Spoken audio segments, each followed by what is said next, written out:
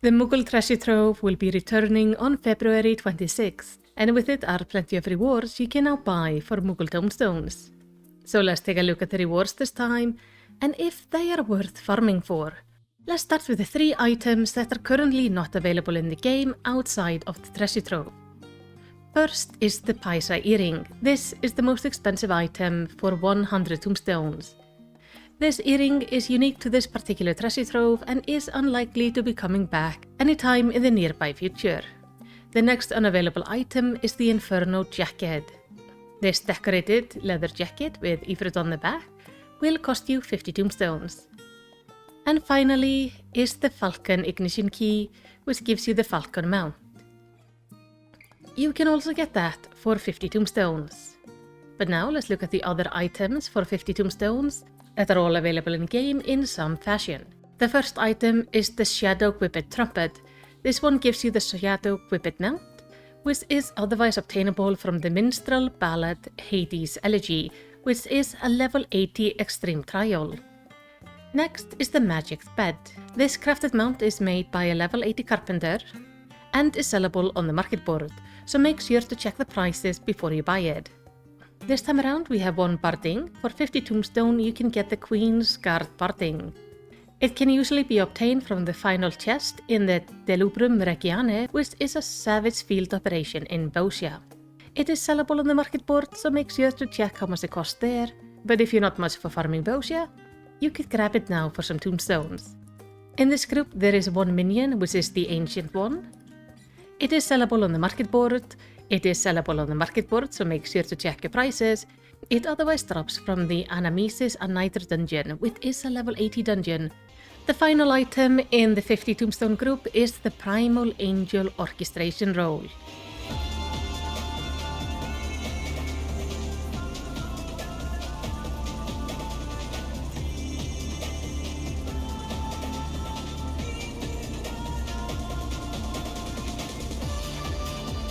It drops from Eden Verse Führer and is sellable on the market board, so make sure to check the price. And then we move down to the 30 tombstone category. First is the Modern Aesthetic Form and Function. That is the hairstyle I am currently wearing. It is quite popular and very cute. It drops from the bunny boxes in Eureka Pyros and is sellable on the market board. Next is the Ballroom Etiquette, the Winsome Wallflower, which gives you the lean emote.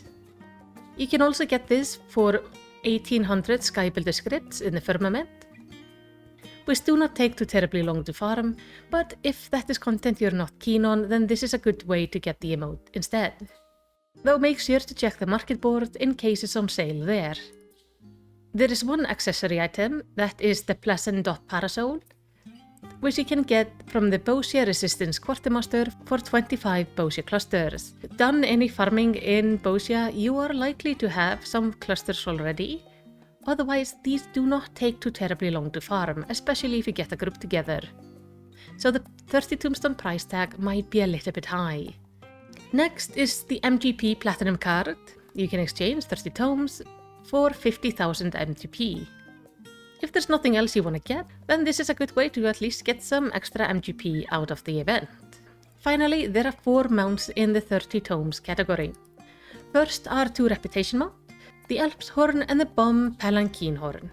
These are reputation mounts from the A Realm Reborn Shahagen and Cobalt reputation. Each cost 30 tombstones, which is quite expensive, and I simply highly recommend getting these reputations, as their vendor also sell other handy things like minions and dice. Then they are the Legendary and Hallowed Camu Fife. These are the collectible mounts from Stormblood, one from the Wreath of Snakes and the other from Shinru Domains, the extreme versions of course. Depending on your willingness and chance to farm these, you might want to do that, else they are obtainable here for 30 tomes each. The 20 tombstone category I think you should avoid at all costs. These are all housing items: the woodland chair, the apothecary workbench, the candlelit sundry, the fat cat rug and the fluffy pancakes.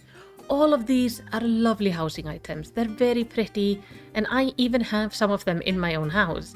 But they are both easily craftable and sold relatively cheaply on the market board. So please don't spend your tomes on these, as it just feels like a waste of effort for something that you can get quite cheaply from the market board, or even craft yourself. Then we go down to the 15 tombstone category. First is the wind-up sylph minion.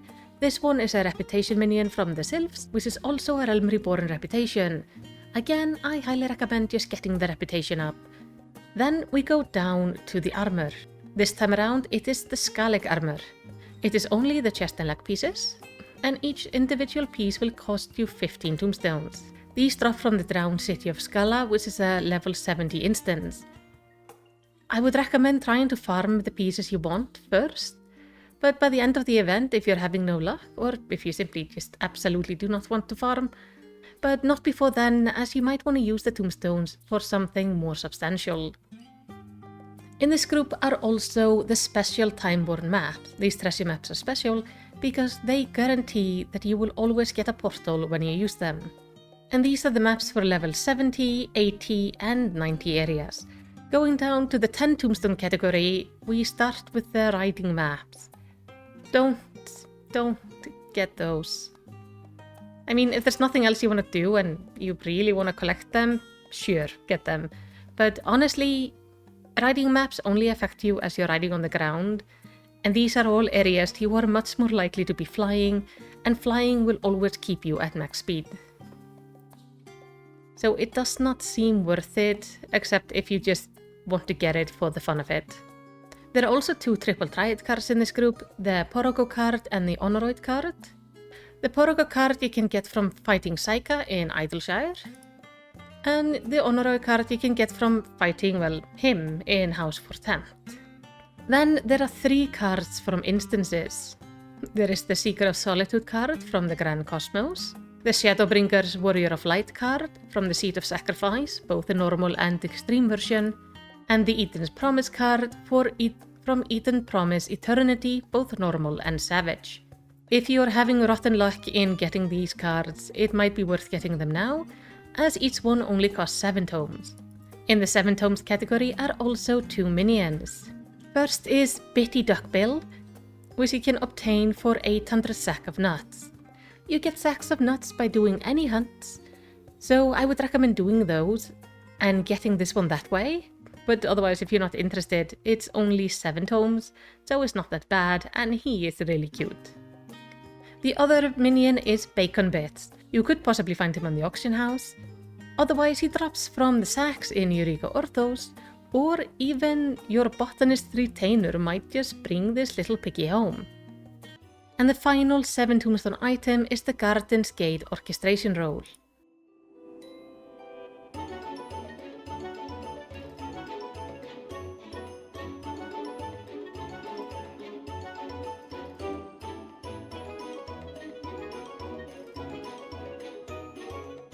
You can get this from the reputation vendor, you can get this from the Pixie reputation vendor, so like before, I highly recommend just doing the reputation. The reputation is also kind of fun, and great way to level up. But otherwise you can get it for 7 tomes. The final 2 items are 5 Curial Roots, which you can use to boost your Chocobo's experience speed, but you can also get these kind of cheap off the market board, so they might not be worth it. I would rather try to get 2 more and then get some of the 7 tome stuff. And finally, for 1 tome, you can get 10 Magic Prism Job Mastery. These are prisms, so pretty much useless, but if you have like 1 or 2 tomes left and you have nothing else to do with them, you might as well grab these and use them for some photo opportunities or silliness. But those are all of the items. I, for one, am definitely going for the Paisa earrings because I like collecting these silly earrings. And then I want to get the Shadow Whippet and the Hallowed Camu mounts as well, as I am missing those from my collection. But tell me, what are you going to be farming for? Let's talk about it down in the comments. And while you're down there, maybe throw me a commendation by liking and subscribing. And in the end, all I want to say is takk for að horfa og eigðu yndislegan dag.